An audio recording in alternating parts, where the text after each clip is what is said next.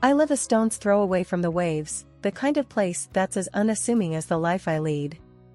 In a large house, where the salty air never quite leaves, I spend my days teaching at the local high school and my evenings listening to the sea. It's just me and John most days, my husband. He's a rep for a trading firm, always on the phone or typing away on his laptop, trying to make ends meet. Then there's our Annie, out there living her fresh out of law school life. I remember the day she told us she'd be specializing in divorce law. We were sitting right here at this old wooden table that's seen better days. Annie had that look she gets when she's serious, her brow all furrowed.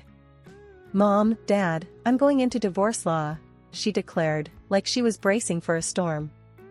John looked up from his plate, a piece of steak half-sliced, and his eyes met mine like we were both thinking the same thing. "Divorce, huh?" he said, the word hanging in the air like it didn't belong in our home. Annie leaned back, a challenge in her posture. "Yeah. And don't worry, if you guys ever get tired of each other, I can hook you up with a good deal." She tried to make it sound light, a joke, but her jokes always sound like she's half serious.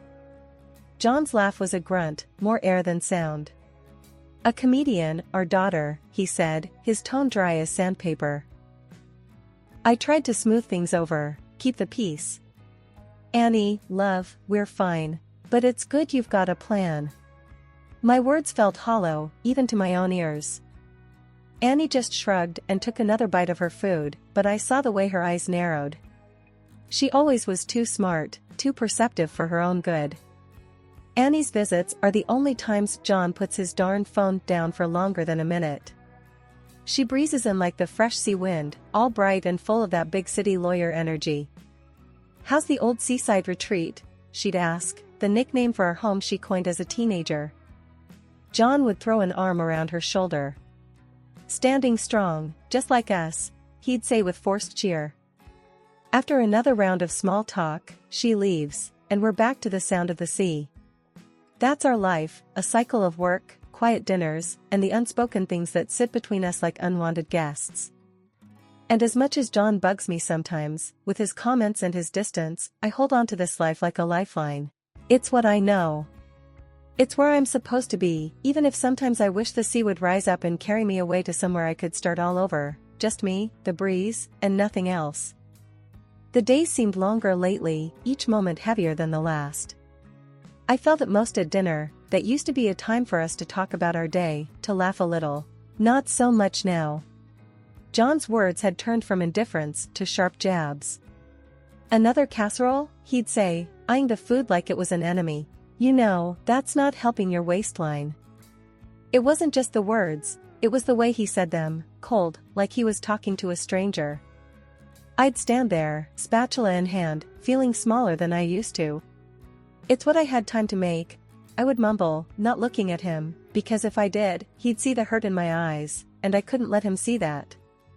"You could make time for a salad or something," John would push on, his chair scraping back as he'd stand up, ready to dismiss whatever I had to say next. "I walk every morning," I'd defend weakly, not that it mattered to him. "Yeah, and you walk right back to the fridge afterwards," he'd throw back before making his way to the couch, leaving me to eat alone. I wanted to shout, to throw the casserole at the wall, anything to make him see how those words cut me up inside. But I didn't. Instead, I'd serve myself, eat quietly, and clean up. John, meanwhile, would be shouting at the TV or yapping on the phone. That's how most evenings went by. One night, I gathered the scraps of my courage and tried to confront him about it. I sat next to him on the couch, the TV blaring some sports game. "John, can we talk?"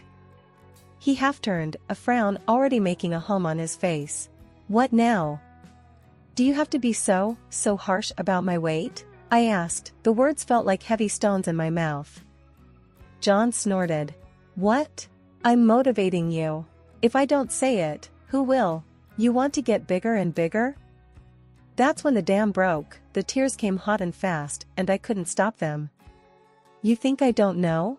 You think I don't feel it every single day?" My voice was a mix of anger and shame, a cocktail I was getting used to. He stood up then, his body language screaming annoyance. "Oh great, here come the waterworks." Do something about it instead of crying, for crying out loud. I got up, wiped my eyes, angry at myself for letting him see me cry. Never mind, I said, my voice hollow. Just, never mind. The room fell silent except for the commentators on the TV. And like that, we'd go to bed, backs turned, walls up, pretending we didn't feel the chasm that was growing between us. It had become our new normal, this walking on eggshells, this biting of tongues until they bled. Sea travel is my husband's new hobby. John wouldn't drop it with the yacht thing. Babe, think about it, sailing wherever we want, whenever we want, he said, thumbing through a glossy magazine that smelled like fresh ink and unrealistic dreams. Sitting there with my knitting needles clicking away, I said, John, we ain't exactly sailors. That money's tucked away for emergencies, not big toys. He tossed the magazine down, it slid across the table landing with the image of a yacht looking up at me as if to say, hey, don't I look fun? John followed my gaze. That's just it, Claire. It's always about what if. What if we just did something wild for once? I put my knitting down. A yacht's not just wild, John. It's bonkers. You get green when we cross the river on the bridge. How you gonna handle the ocean? He crossed the room to where I sat and crouched down beside me, took my hands into his. Claire, I want us to have something to show for our work, something to enjoy. You don't think touring the coast, just you and me, doesn't sound exciting? His eyes had that twinkle that I hadn't seen in a long time. They were the kind of eyes that got me to say I do a couple of decades ago. I chewed on my lip, thinking, you and me, out on the open sea? Just the fish and the stars and, knowing our luck, a storm or two? John grinned, we'd weather it. Like we always do. Here was my husband, a man that I've shared more than half my life with, looking like a kid asking for a bicycle for Christmas. Something about that was too hard to ignore. I sighed. All right, I won't make any promises, but I'll think on it. Maybe some adventure wouldn't be such a bad thing. John's face lit up like a kid on Christmas morning. Really? You mean it? Yeah, I mean it. But I swear, John, if I see one hint of green on your face, I'm turning that yacht around and selling it to the highest bidder. He laughed and hugged me. Deal, he said, and I couldn't help but laugh, too. Who knows, maybe a bit of sea air would do us both some good. But I was going to think on it long and hard first. There was plenty of time and reasons to be practical, but maybe the impractical was what we needed to shake things up. Maybe. The phone rang a few times before Annie picked up. Hey Mom, what's up? Her voice always had a way of sounding like she was in the middle of something big. Annie, we need to talk. Got a minute? I sat on the edge of the bed, playing with the cord of the phone like I used to when I was a teenager. For you? Always.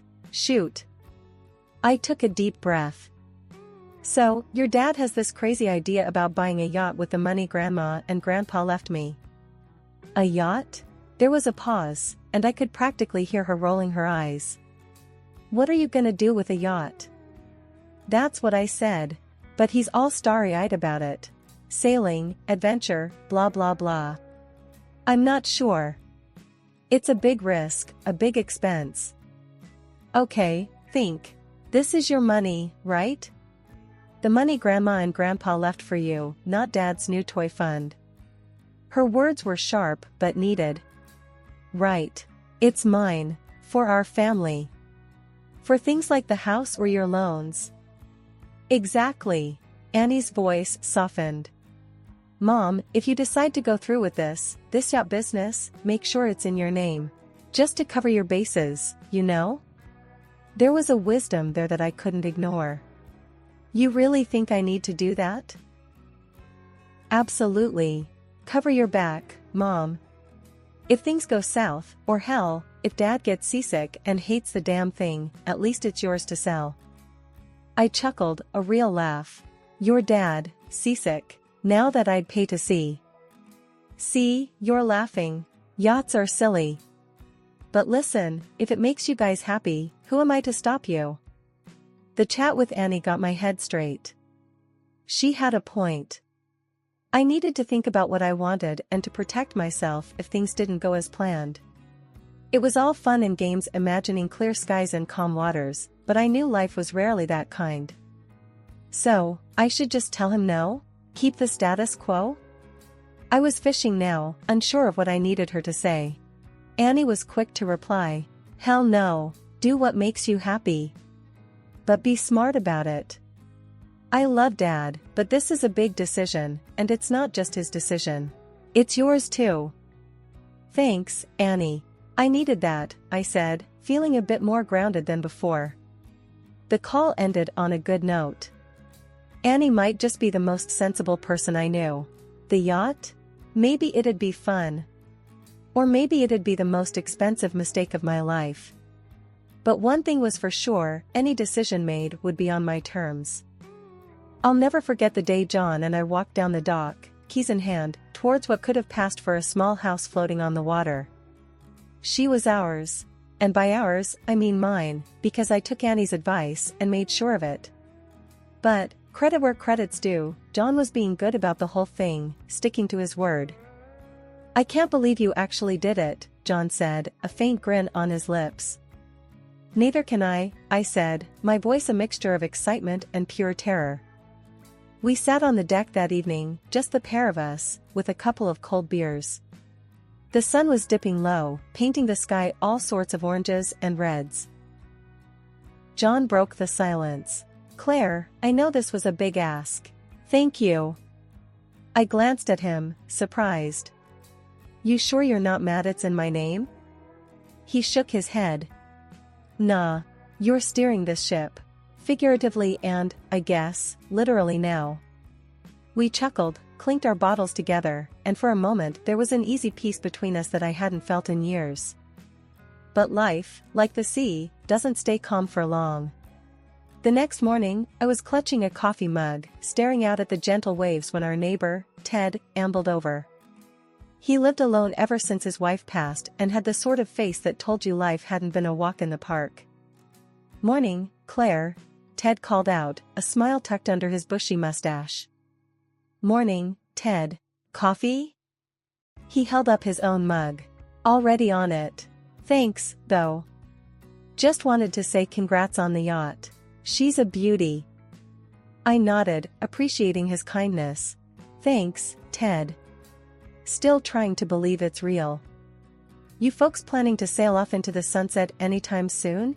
he asked, interest sparking in his eyes. I laughed. "Still working out the details." Ted nodded, took a sip. There was an awkward silence before he said, "If you ever need a hand with anything, repairs or even a crew member, just shout.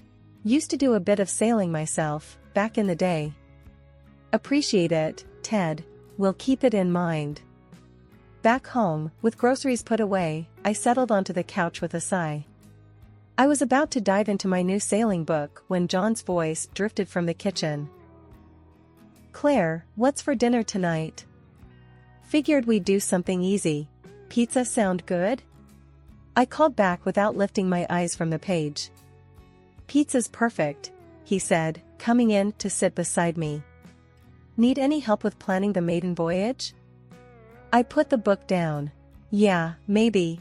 Could use some company going through these charts." As we spread the maps and charts across the coffee table, something about this whole situation felt like we were on an even playing field for the first time. We threw ideas back and forth, sometimes agreeing, sometimes not, but it was all friendly. No arguing, no one trying to pull rank. I'd been floating on the buzz of anticipation all morning, thinking about that cruise John promised. We'd been planning it for months. I'd even taken time off work, unpaid leave no less, to line up with his busy schedule. Today, I grabbed a new suitcase from the department store, something sturdy and bright. You couldn't miss it even if it tried to hide in the belly of our yacht. I came home, key turning in the lock, ready to see John's usual mess of packed stuff all over the living room floor. Only thing is, there was nothing. No mess, no John. Just a hollow kind of silence that makes your heart sink. I called out, "John," but my voice bounced around the empty space. That's when I spotted the note, all smug like on the kitchen counter and divorce papers underneath, like they were nothing more than a grocery list. Picking up the note, I read his jagged scrawl. "Thanks for the yacht, Claire. I'm gonna need it more than you. You always loved the sea, right? Well, so does she. The young kind of love. See ya." My hands trembled and the paper crinkled in my grip.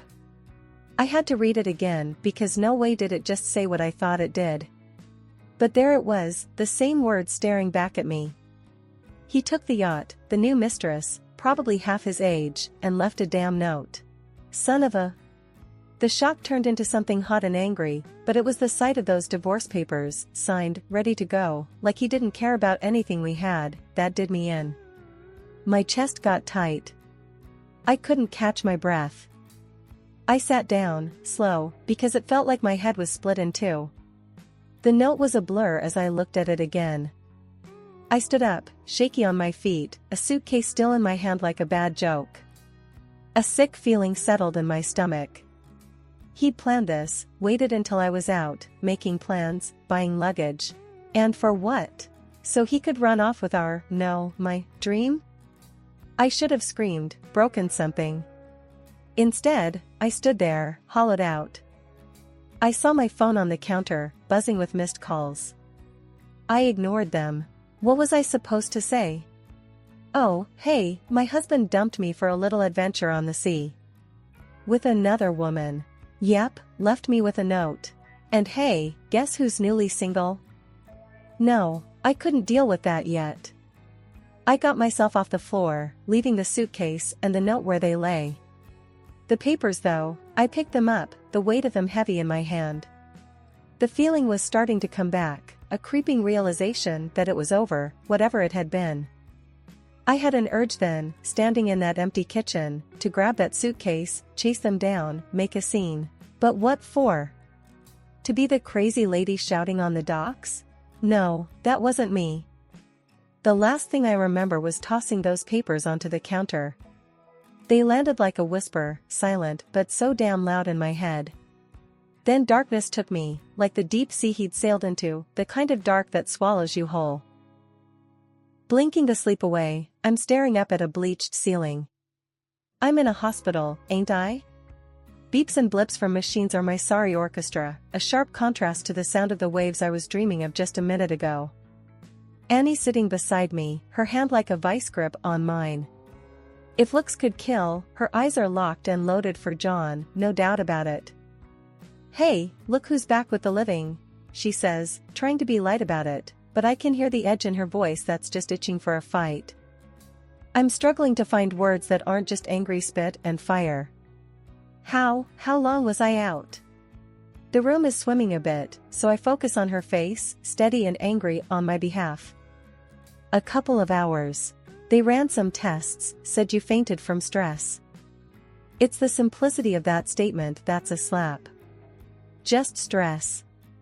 Not the world-ending feeling of my husband leaving me on an adventure crusade with his new fling, and definitely not the agony of my plans being trampled under his proud feet.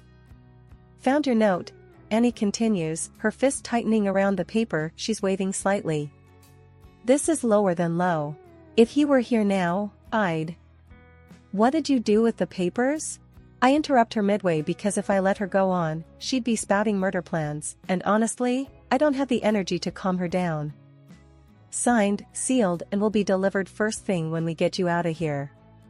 I'll make sure that he gets them. The disgust in her voice is sweeter than any medicine they've got here. But the bitterness is still in my mouth, like I've been sucking on lemon wedges. Wait, I signed them? I'm scratching my head, not remembering a darn thing. Yeah, the nurse was a witness. You don't mess around, even half-conscious. I can't help but chuckle, which turns into a cough. Well, ain't that something? You need anything? Water, revenge, a hitman? Annie's only half joking, I can tell. I try to sit up, wincing as the room decides to do a little spin. I need to think. Need to figure out my next move. Yeah, that's the spirit. Annie pumps her fist, as if to knock out an imaginary John. I take a deep breath, the future still one hazy mess. But it's my mess to clean up, my life to straighten out, and no cheating, lying dirtbag husband is gonna stand in my way. So, what now? You gonna lie around here feeling sorry for yourself? 'Cause if you are, I want to order pizza. Nah, I say, pushing the sheets away and swinging my legs to the side of the bed, slowly finding my ground. I'm starving. Let's get some pizza. That's my girl, Annie says, giving me a hand up. Let's blow this popsicle stand. Holding on to Annie, I know it's not just my legs that need the support, it's this whole new mess I've gotta navigate. But with her by my side, tossing ex-husband's notes around with that fireball attitude, I feel like maybe I got a fighting chance after all.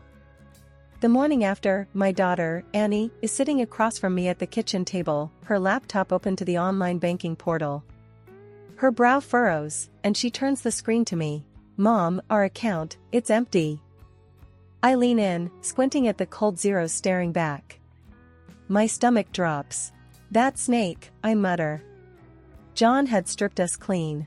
Annie's fingers dance over the keys, checking the transaction history. He took it all yesterday, she says, her voice low but fierce. What are we gonna do? I'm about to answer when a thought strikes her. Wait, the yacht. Doesn't it have GPS? If we can find the yacht, we can find him. She's got a point. I reach for the phone without hesitation and dial. Police, I say, my voice steadier than I feel. I'd like to report a stolen boat. Yes, and theft from my bank account too. Annie's tapping away on her phone now, probably digging for the GPS login info. I trust her with tech stuff. She's always been savvy like that. Got it, she says, handing me a slip of paper. The location is scrawled in her neat print. I relay it to the officer on the line and hang up. The ball's rolling now. No stopping it. We head down to the marina, where the yacht is supposed to be. And there it is, all sleek and expensive, exactly where the GPS said it'd be. Cops all around it, blue lights spinning silent in the morning light. And there's John, in handcuffs, blubbering like a baby. Please, Claire. I'm sorry. Call them off. I didn't mean any harm. He wails as we walk up. His mistress is beside him, a fiery thing that snarls and snaps like a cornered animal. Annie steps up before I can speak, her voice cold as January ice. You're going to trial, John. She's eyeing him like something nasty stuck to her shoe. That yacht? Registered in Mom's name. And since you divorced her, that grand exit of yours turns into grand theft. I fold my arms, the sea air chilly on my cheeks, watching as John's face crumbles like a sandcastle at high tide. But, Claire, John's plea is a broken record now, skipping on the worst hit of the year. I'll leave her. Just take me back. His mistress freezes, mouth gaping. What? She shrieks, staring him down. Then she's clawing at him, hissing insults that could peel paint. The cops have to pull her off. Annie's watching it all with an eyebrow raised so high it could lift off her forehead. Nice girlfriend you picked. As the dust settles, officers pull John and his screaming mistress away. One of the cops ambles over, tipping his hat. Ma'am, we'll get your yacht back to you, and as for the bank account, you should get at least half of that 15,000 plus damages. I nod, a small, bitter twist to my lips. Thanks, officer. Annie's by my side, her hand squeezing my shoulder. And I'll handle his case. Don't worry, Mom. He'll pay for every penny and then some. As we leave the marina, Annie wraps an arm around me, trying to be the strong one. But I see the anger for her dumb father, the concern for our future. Don't worry, kiddo, I assure her. We got this. She grins, all teeth and resolve. Damn straight we do. We walk away with the seagulls crying overhead, the chapter closed on a man who thought he could leave us with nothing. But we're still standing, and this tale? It's just another lesson learned. What happened to John? John's reputation is in tatters, his job a lost cause, his mistress bolted as soon as the cuffs snapped shut. He's left with nothing but the echoes of his mistakes.